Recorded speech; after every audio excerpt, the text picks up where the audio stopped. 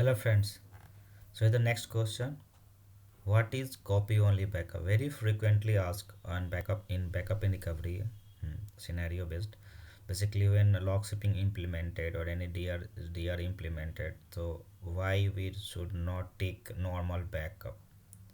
Why we should take copy only backup? So copy only backup is that basically it is not changing the LSN.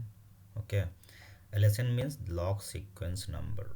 Okay, so we can answer that it is a backup that is independent of the sequence of the conventional SQL Server backup. Usually taking backup change the database affect how later backup and restored. Okay, so basically we can take this backup and we cannot change because it is not changing the LSN. Okay,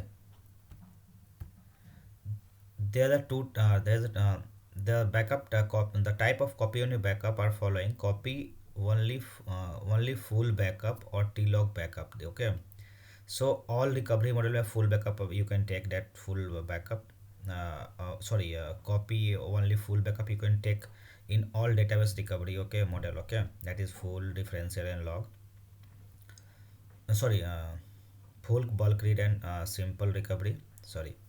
Okay, a copy only backup can serve the differential. Based on differential, backup does not affect the differential base. Okay, restoring copy only backup is the same restoring of any other full backup. The same way we can restore. There is no change in the restoring. Okay, copy only backup, it is on full recovery model or bulk recovery model because it will provide you log copy log backup only basically. So it is based on that recovery model only, that is full or bulk log.